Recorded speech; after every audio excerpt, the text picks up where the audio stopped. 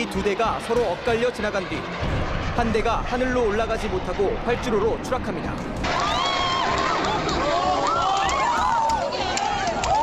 Сайн байцгаана уу? ДД ТV YouTube хуудсанд маань тавтай морил би та бүхэндээ Солонгосын маш олон сонирхолтой нэвтрүүлгийг олон талаас нь харуулж, орчуулж, ярьж өгөхийг хичээж байгаа. Өмнөх дугааруудаараа хойд Солонгосын тухай ярьж байсан болвол өнөөдөр би та нартай Солонгосын цэргүүдийн баатарлаг үйл явдлыг харуулсан тэр өдрийн цэргийн түүх гэсэн нэвтрүүлгийн маш харамсалтай нэгэн дугаарыг ярьж өгөхөд сууж байна. Ингээд шууд дугаар руугаа орцгоё. Өнөөдрийн бодит явдлын гол баатар бол агаарын цэргийн хүчний дэд хурандаа Ким Дох Хён. Тухайн үед ахмад цолтой байсан Ким Дох Хён дэд хурандаад 5 сарын 5-ны өдөр бол үнэхээр онцгой өдөр байсан. Тэр 32 настай 2 хүүгийн аав байсан бөгөөд энэ өдөр хуримын айн өдөр нь тохиож байлаа. Гэвч 5 сарын 5-нд маш чухал үүрэг даалгавартай байсан учраас амарч чадхааргүй болж урдчлан нэг өдрийн амралтаа авч хүүхдүүдтэйгээ хамт үлэг гөрвөлийн музей үзэж их нэртэй гинтийн бэлэг хүртэл барьж гэр бүлтэйгээ ад жаргалтай нэгэн өдрийг өнгөрүүлсэн.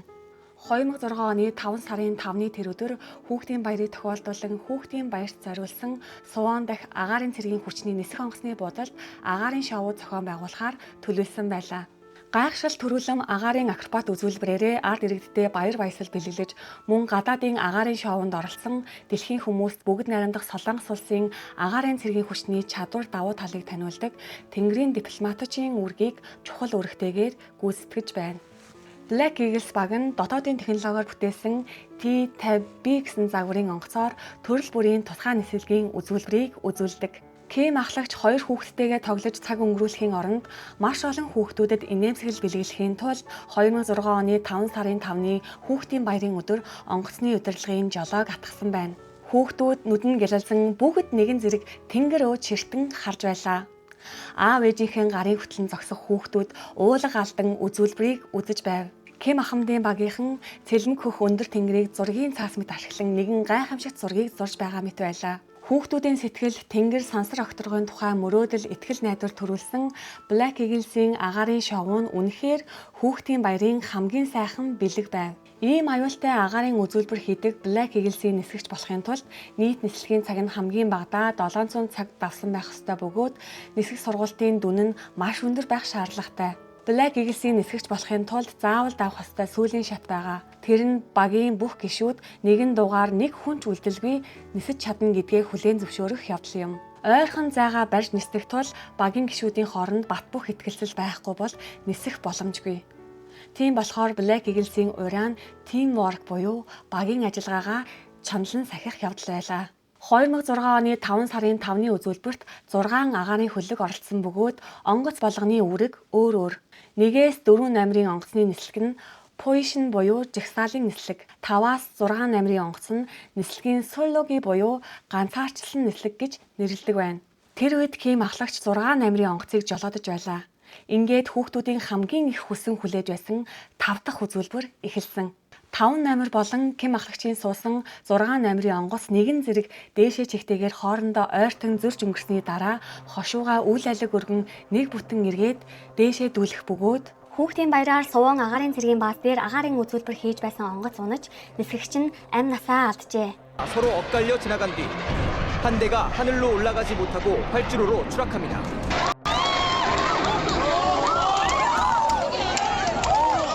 공군 측은 김대위가 관람객사 хүүхдийн баярын энэ өдөр мэдээний сувг болгоноор онгоц осолцсон гэсэн мэдээ гарч байсан нь хамгийн харамсалтай нь Ким ахлагчийн сууж исэн 6 номерын онгоц осолцсон байлаа. Осолцсон цэг нь буух зурас ба туслах зурасын хоорондох зүлэг байсан бөгөөд үзэгчдийн суулаас ердөө 1.8 км-ийн зайд байжээ. Тэр үед би 2 номерын онгоцны жолооч Ким ахлагч 6 номерын онгоцны жолооч байсан. 6 номерын Ким ахлагчийн онгоц болон 5 номерын онгоц хоёр талаасаа огтлолцсон нислэг үйлдэх ёстой байсан л та. Радиогоор ахлагч number 6 pull up гэж улаан дохио өгсөн. Энэ нь цааш доошлохгүйгээр өндрөө ав гэсэн утгатай. Өндрөө ав гэсэн тушаал ирж байгаа нь маш аюултай нөхцөл байдал үүснийг совингоороо шууд л мэдэрсэн. Тэгээд би доошоо зурс тал руу хартал тэр хавьд баг зэрэг гал хасан байдалтай зүйл харагдсан. Агаарын цэргийн хүчний ослыг шалган тогтоох комиссоос мэдээлснээр ослын шалтгаан нь хөдөлгүүрийн гэмтэл байсан. 5 номерын онгоцтой зөрөх үед зүүн тишээ хөндлөн эргэлт хийж байх явцад 6 дугаарын онгоцны хөдөлгүүрийн шахагч нь ажиллагаагүй болж зогссон байлаа. Хүүгийнхээ осолцсон мэдээг сонсон ээжийн дотор ямар хэцүү байсан бол. Үнэхээр итгэхгүй байсан. Зүуд байсан бол үнэхээр сайхан байсан. Биеийг нь даавуугаар бүтээж гисэн болохоор бид харж чадаагүй ч нүүр нь танигдхийн аргагүй хавдаж шал өөр болчихсон байсан л да. Тэгсэн ч гэсэн миний хүү мөн байсан. Хүүгээ хараад шууд л таньсан. Хүмүүсийн сэтгэл зүрхийг илүү их өвдөгсөн зүйл нь Ким ахлагчийн сүүлийн дүр төрх байлаа. Түүний зүүн гар нь хөдөлгүүрийн бариул, баруун гар нь жолооны бариулаас чанга атгсан байдалтай байв. Ким ахлагчийн сүүлийн дүр төрх юу гэлхэж байгаа юм бол? Блэк Иглсийн багийн дүрм. Осолдож сөөрөхөд ямар ч тохиолдолд иргэдийн орон гэр болон ард иргэдэд хохирол учруулж болохгүй. Онцгой байдлын үед боломжтой бол заавал онгоцноос гарч аврагдах хэрэгтэй. Нислэгийн үед бардам зангаа орхин анхны зориг сэтгэлээ нэг байлгах ёстой. Багийн хамтын ажиллагааг дээд зэргээр сахих гэсэн дүрмүүдтэй байдаг бөгөөд Ким Ахмад хамгийн ихний дүрм буюу осолдож сөрөх үед ямар ч тохиолдолд иргэдийн орон гэр болон ард иргэдийн аминд хохирол учруулж болохгүй гэсэн дүрмийг баримтлахын тулд онгоцноос зугтаж гарах биш, харин үхлийг сонгосон байна.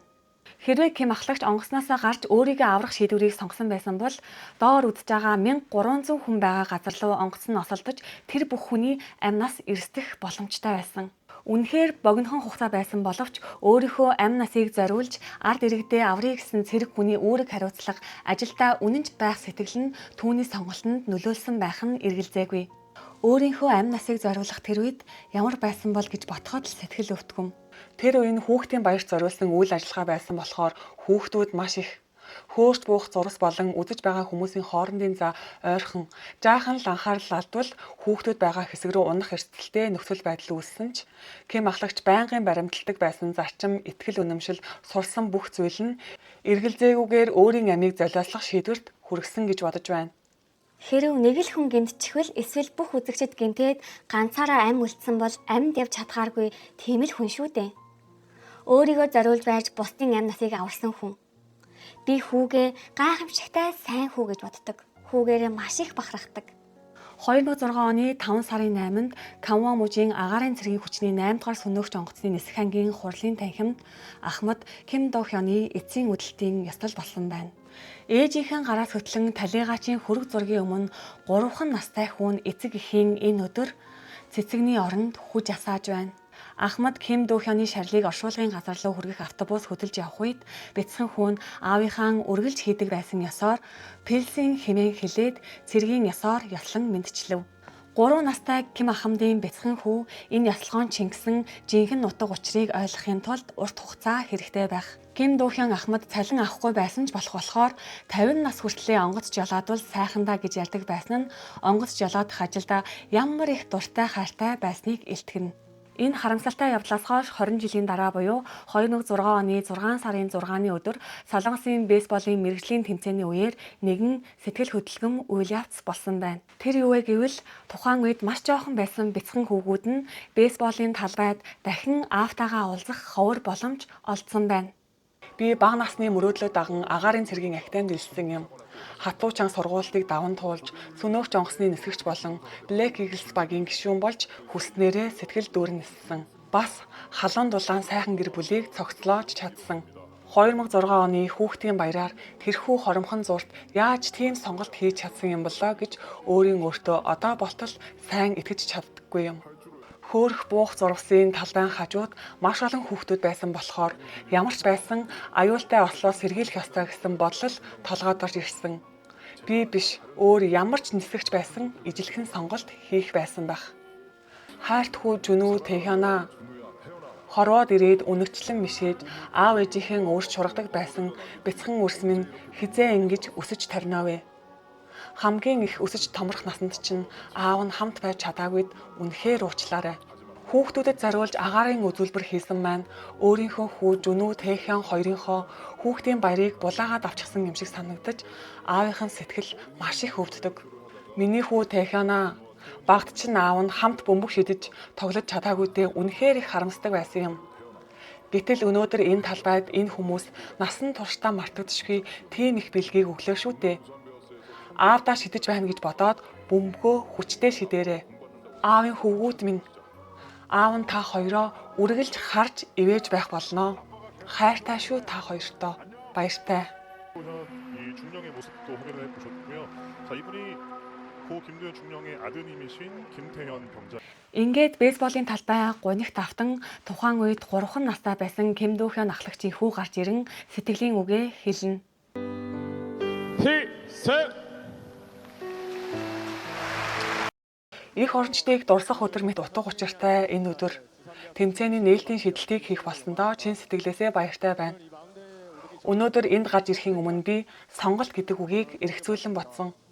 Ам эрсдэх нэн аюултай хорон мөчөд ч өөрийн амнаас аюулгүй байдлаас илүүтэй их орон ард түмнийхээ төлөө ам биеэ зориулах замыг сонгосон эрхэм хүмүүс олон байдаг юм билээ. Тэдгээр агуу эрэлхэх сонголтуудын ачаар өнөөдөр би энэ газарт зогсож бид бүхэн бейсболын талбайд амар амгалан тайван амьдралыг эдэлж байгаа гэж бодож байна. Энэ үднээс тэдгээр бүх хүмүүс болон өөрийн аавдаа гүн талархал, хүндэтгэл илэрхийлье. Ард түмний баатар байж чадсан аавыгаа дурсан одоо эхний бөмбөг шидэх ёслолыг гүйцэтгэх түрүүч Ким Тэ-хён. 네, 아버지의 이 선택을 네, 자, 김태현 병장의 또 의미 있는 시구가 진행이 됐습니다.